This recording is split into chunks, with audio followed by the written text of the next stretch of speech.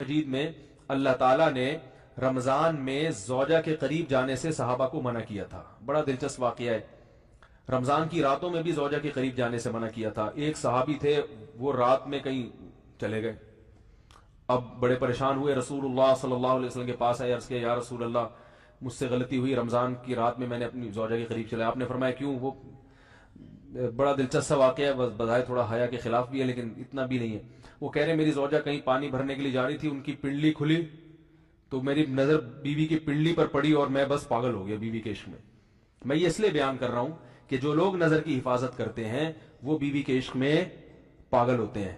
جو دن رات انٹرنیٹ پر پنڈلیاں دیکھتے رہتے ہیں انہیں بیوی کی پنڈلی بھی کیا شکل بھی اچھی نہیں لگتی ان کو. بد نظری کا یہ عذاب ہے، وبال ہے کہ جو اللہ نے گھر میں آپ کے لیے بٹھائی ہے وہ آپ کو اچھی نہیں لگے گی. تو نظر کی حفاظت کیا کرو، اس سے آپ کو اپنی بیوی سے عشق ہوگا، محبت ہوگی. بات آ رہی ہے سمجھ میں؟ تو اب دیکھو کیسا روزے کی حالت ہے. رمضان میں پابندی ہے، اسلام میں حکم تھا جو رمضان میں بیوی سے بستری کرے گا 60 روزے لگاتار رکھنے پڑیں گے.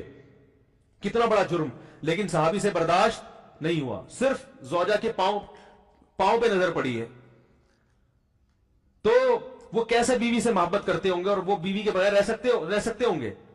اور آج لوگوں کے فون آتے ہیں ہماری بیگم جس میگے جاتی ہے اتنی خوشی ہے، ایسا اچھا سا فیل ہوتا ہے، ایسا عجیب سا محسوس ہو رہا ہوتا ہے جیسے آزاد ہو گئے.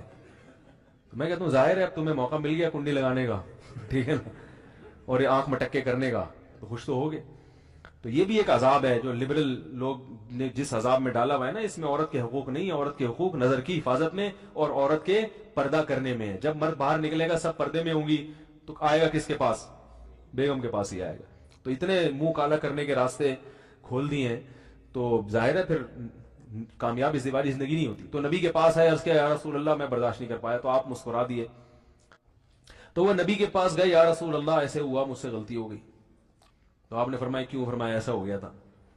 تو آپ صلی اللہ علیہ وسلم نے فرمایا 60 روزے رکھو لگاتار. انہوں نے فرمایا ایک کی طاقت نہیں ہے، اس میں یہ ہو گیا 60 کیسے رکھوں گا، نہیں ہے طاقت 60.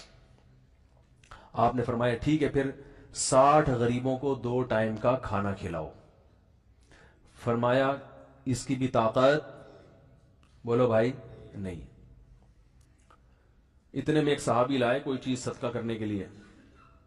تو آپ نے فرمایا چلو اصل حکم تو یہی ہے کہ 60 روزے یا پھر 60 غریبوں کو کھانا، وہ نہیں تو چلو فی الحال ان کو تنبیہ کے لیے کچھ ان سے صدقہ کروا لیتا ہوں. فرمایا چلو یہ فلاں خیرات کی ایک چیز لے کر آئے ہیں، تم یہ لے کے غریبوں میں بانٹ دو. انہوں نے فرمایا مجھ سے زیادہ غریب پورے مدینہ میں بھائی کوئی بھی نہیں. آپ صلی اللہ علیہ وسلم مسکرانے لگے، فرمایا جاؤ کھاؤ اور بچوں کو کھلاؤ. واہ بھائی غلطی بھی ہوئی اور گھر میں راشن بھی آ گیا. تو اس کے بعد قرآن کی آیت نازل ہوئی کہ احل لکم لیلۃ الصیام الرفث الی نسائکم ہن لباس لکم وانتم لباس لہن علم اللہ انکم کنتم تختانون انفسکم فتاب علیکم وعفى عنکم فالآن باشروہن وابتغوا ما کتب اللہ لکم.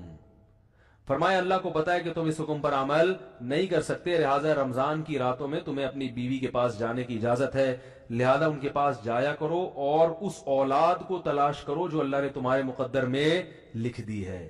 قرآن جہاں بھی بیوی سے ریلیشن قائم کرنے کی بات کرتا ہے اولاد کا ذکر لازمی کرتا ہے. یعنی تلاش کرو اس اولاد کو جو اللہ نے تمہارے لیے لکھ دی ہے. ما کتب اللہ لکم، ما کتب اللہ علیکم نہیں ہے. علا کا مطلب تمہارے خلاف، لکم کا مطلب تمہارے فائدے کے لیے. لام عربی میں نفع کے لیے آتا ہے، علا عربی میں ضرر اور نقصان کے لیے آتا ہے. فرمایا یہ نہیں کہ اس اولاد کو تلاش کرو جو بطور پینلٹی کے اللہ نے تمہارے متھے لگا دی ہے، جو اللہ نے تمہارے فائدے کے لیے لکھ دی ہے.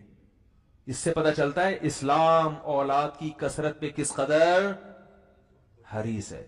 بات آ رہی ہے اور بھی اس بارے میں آیتیں ہیں قرآن مجید کی، مگر میں اب زیادہ تفصیل میں نہیں جاؤں گا. کچھ آیتیں رہ گئی ہیں، کچھ احادیث رہ گئی ہیں، تو وہ انشاءاللہ پھر اگلے